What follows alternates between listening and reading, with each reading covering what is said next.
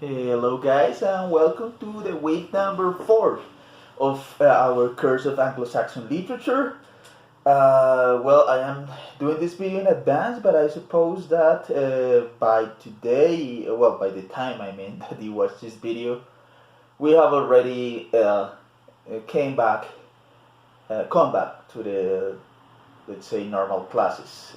Anyways, I hope that everybody's having a good time, as good as possible given the current circumstances. And we will start as usual by sharing a poem. The poem that I want to share with you today is by Cesar Vallejo.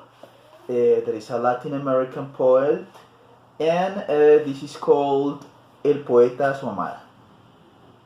Amada, en esta noche tú te has sacrificado sobre los dos maderos curvados de mi beso, y tu pena me ha dicho que Jesús ha llorado, y que hay un Viernes Santo más dulce que ese beso. En esta noche rara que tanto me has mirado, la muerte ha estado alegre y ha cantado en su hueso. En esta noche de septiembre se ha oficiado mi segunda caída y el más humano beso. This is actually a longer poem, but I wanted to share this part with you. And because I think it's a rare poem by Vallejo. He tends to be a, let's say, gloomy, dark poet. And he normally deals with emotions such as despair and depression and dark circumstances as death and some other things. So it calls my attention that, of course, he uses the topics such as death. He talks about death. He talks about some symbolisms in here that are quite dark somehow. But nevertheless, he uses that in order to give, let's say, some semblance of hope, right? So even though, like as I mentioned, the poem is a little bit longer and shows some other things, those two initial stanzas, somehow call my attention because of he's able to provide some amount of hope and some amount of let's say, love into his otherwise really dark poetry.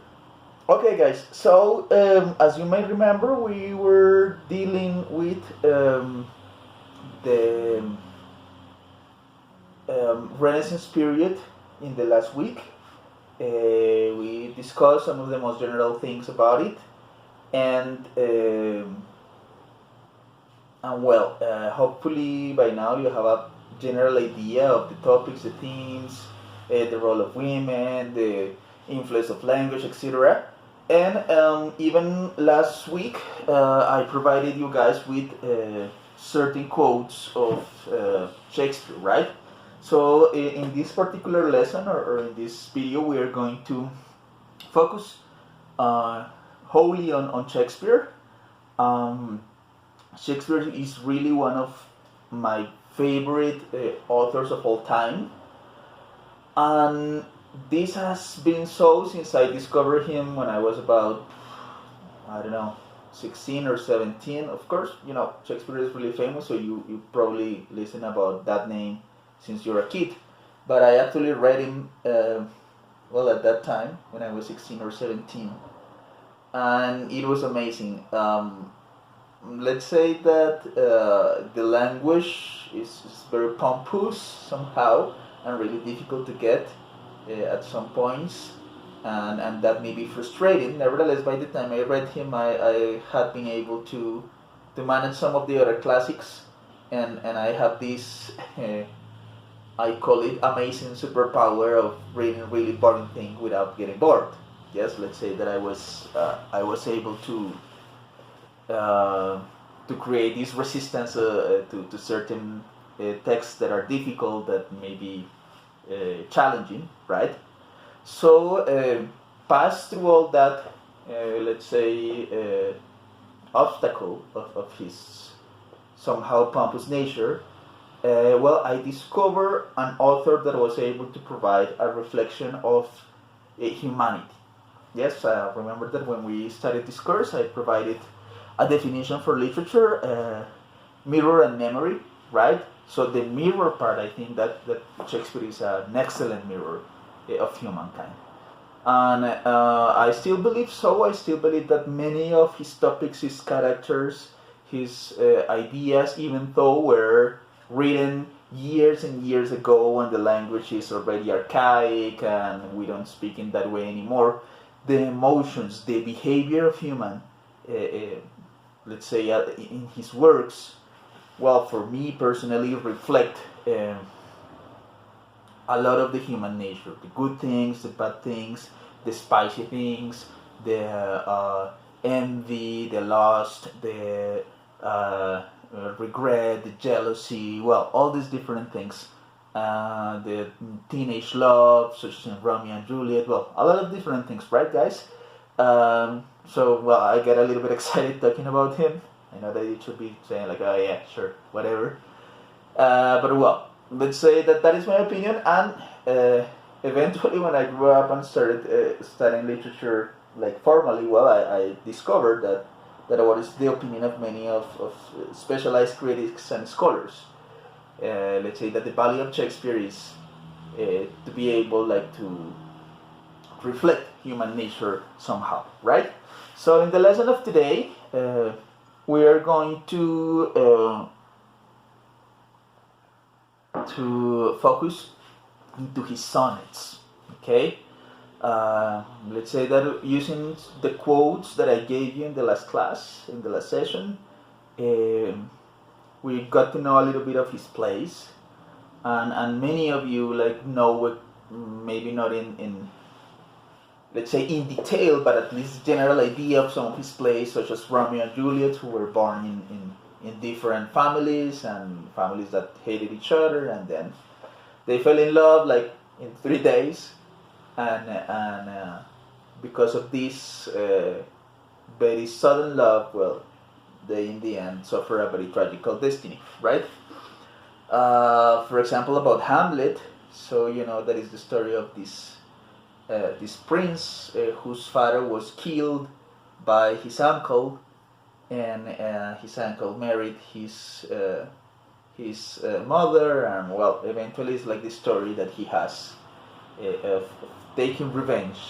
That in the end, as it is a tragedy, like spoiler alert, in the Hamlet's tragedies, everybody dies in the end, or most of them. Yeah, and that's Hamlet. Like now, if you at any moment you forget like what is Hamlet about, just think about the Lion King.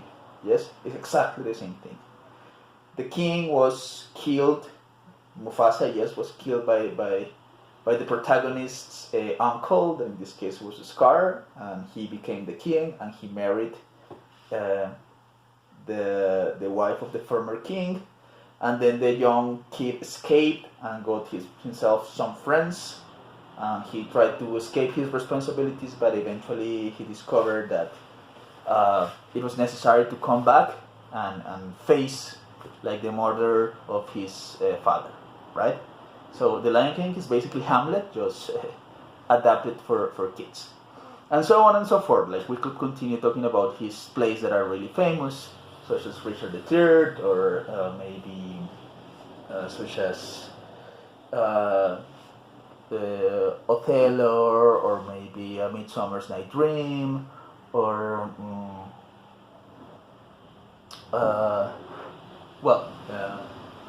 Macbeth. Well, any of those things that have thousands and thousands of adaptations, movies, parodies, etc. Okay, something really important for you to remember is that those are not books or novels. All of them are plays. Actually, there's not really a record of novels or tales by Shakespeare. Probably they exist, but you know the authorship of those are in question somehow. So mostly he did plays, right? Well, guys, we're going to concentrate today, as I mentioned, in sonnets. So if you go to the slide number 65, you will see a couple of things related to Shakespearean sonnets, right? So as far as we know, Shakespeare published about 154 sonnets. That's a lot of sonnets, and that's a lot of work, and especially that's a lot of talent. We will see, hopefully, in a moment why. Um, let's say that Shakespeare did not invent the sonnet. It's not an invention that he did, that he didn't create either the word or the format, but he perfected, especially in the English language, right? So when we talk about a Shakespearean sonnet, it refers to a specific poetic form, right? Like the format or the characteristics that the poem has, or that the sonnet has, but not necessarily because it was written by Shakespeare, right? It's important to understand that. So if I ask you, please write a Shakespearean sonnet, like you could do it following certain instructions. I'm not going to do that because I'm sure that's difficult as hell. If anybody want to try, that's great. Like, you're welcome to do it, right? Well, so let's say that the curiosity of Shakespeare by this started all back into 1530s when Thomas Wyatt began translating some sonnets into English and introducing the form, like the format, into British poets. This is a form that is mostly European. Let's say the sonnet was originally pretty famous in Italy and had like all these different ideas. But well, once it was translated, it was somehow entered into Britain, what is known today as the UK, and well, eventually it was, let's say, adapted or adopted, I would say, by Shakespeare, right? So let's take a look at this beautiful thing, right? How is the structure of a Shakespearean sonnet? So if you go to the slide 65, you will see some of its structure, okay? So please get familiar with the names. We are going to use this. And, well, if you thought that you got into the English BA to escape math because you're not very good at maths, well, sorry. This is a little bit like the math of language somehow, mathematics of language. But well, hopefully we are able to get to know some of the most important generalities and you don't get too lost, okay? So, a Shakespearean sonnet has a total of 14 lines or verses, okay? Now, this is divided into a very specific form. It has 3 quatrains, okay? What does it mean, 3 quatrains? It means, let's say, a stanza of 4 lines. What is a stanza? It's like the paragraphs of the poems, you could call it that way, right? That is called a stanza. In Spanish, it will be a estrofa, right? So it has 3 quatrains, so it means these stanzas of 4 lines, and has 1 couplet, that is a stanza of 2 lines, yes? So that is like the initial, somehow, formation or constitution of the poem, or in this case, of the sonnet, right? So that is in terms of amount of lines or amount of verses. And then we have another very important characteristic you will see over there in the slide 67. That is that the rhyme goes A, B, C, D, E, F, G, and G. What does it mean? Close attention. It means that, remember that it has 3 quatrains, right? So let's go with the first quatrain, that it means that it's a stanza of 4 lines. So the first line rhymes with the third and the second with the fourth. That is what it's called a rhyming formation, AB. We will see some examples in the next slides in a moment, but try to keep that in mind.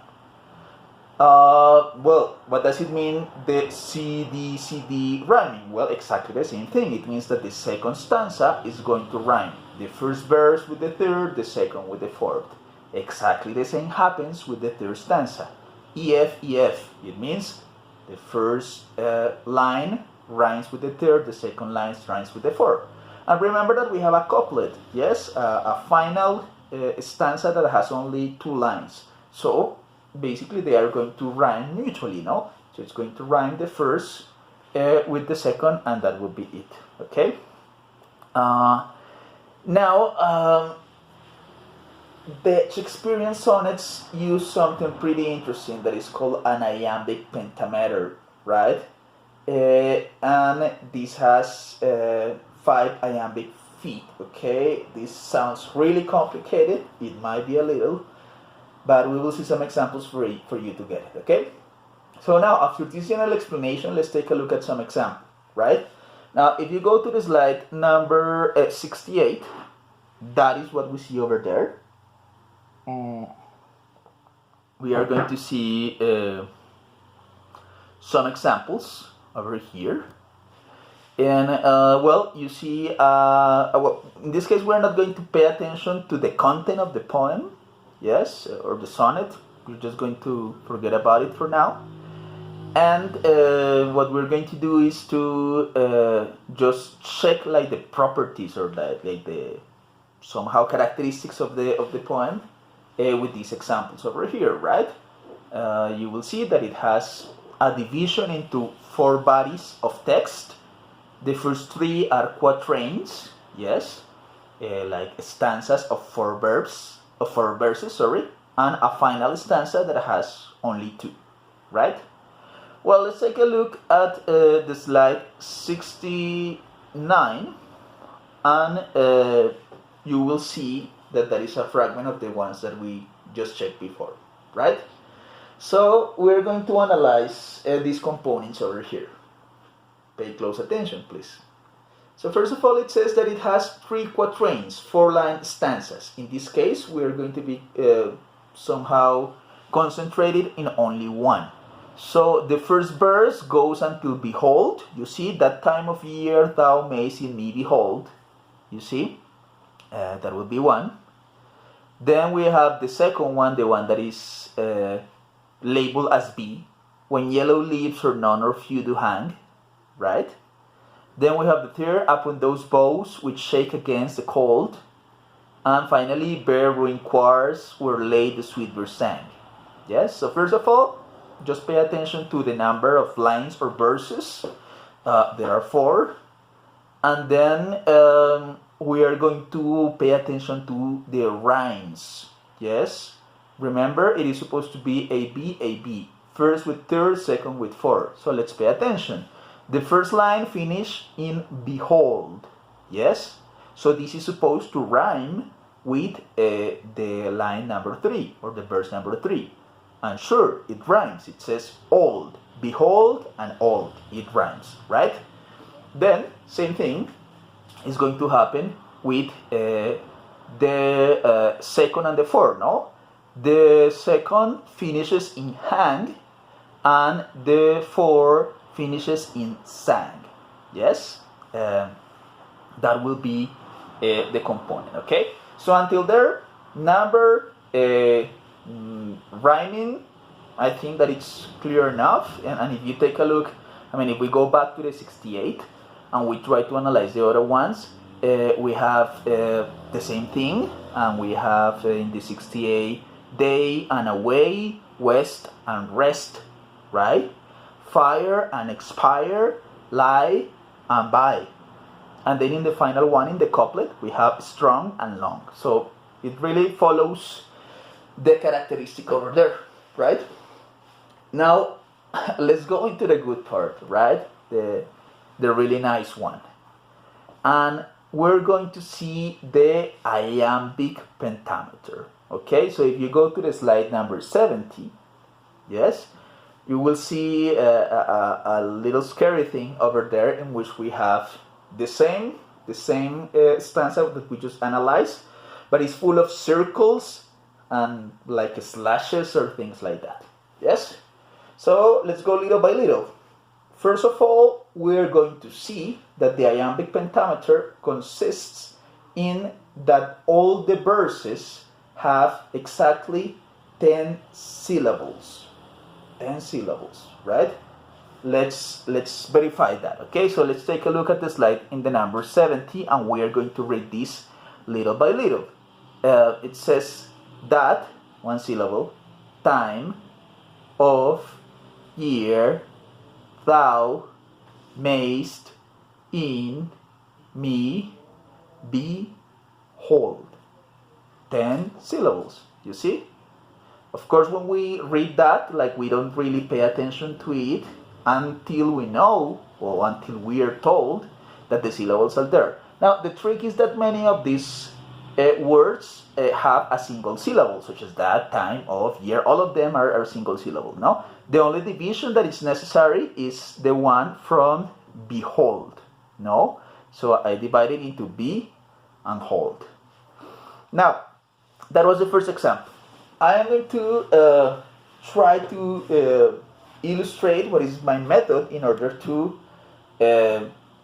somehow do this a little bit more mechanically, yes, or somehow in a way that is more organized or more understandable, okay? So if you can follow my lead, just pause the video in this moment and go to a piece of paper and write the second somehow sentence, no? It says, when yellow leaves or none or few do hang. So go for it. Write the sentence. If it's necessary to pause it right now, do it. Well, let's imagine that you already have it done, okay? So my recommendation would be like to first of all try to look for those words that have more than one syllable. So what is it? What is the one that has more than one syllable in that one? Sure, it is yellow. All the other ones are single syllables, right? So in that case, it would be that one, no? So you divide the pronunciation of yellow into yellow, 2 syllables, right? Very well. So in each of those, we're supposed to have 10 syllables. Let's count. When yellow leaves or none or few do hang. 10 syllables, right? One more time. When yellow leaves or none or few do hang. See? That's it. Now, the third line has more words that are bisyllables, right? Well, try to do the same exercise without looking at the slide. Write it down upon those bows which shake against the cold, right? Remember that the whole poem or the whole sonnet, it is in the slide 68, yes, and we're dealing with the stanza number 1. So if you want to go and do that one, and I would recommend you do that one because we're going to need this in the future, so do it, okay? Pause the video if necessary, separate the words that are bisyllables, and then try to verify that it has 10 syllables, okay? Again, if it's necessary to do your thing, I'll wait for you, pause it, and then let's verify it, okay? So we have here 2 words that were bisyllable, upon and against, right? All the other ones are a single syllable. So let's take a look. It's a little bit silly maybe, but what I always do is to say it aloud. Even when I am working alone, when I am doing these exercises on my own, I do it in this way. So I just say it aloud, because mentally it doesn't work that much. You know, you need to listen to your own voice. So it says, upon those bows which shake against the cold. Yes? 10 syllables. So guys, wonderful. You're great. Let's go with the final exercise. Yes? One more time. Here we have more, let's say, more words. In this case would be ruined, right? And let's do the same thing. Bare ruined quarters were laid, the sweet birds sang, right?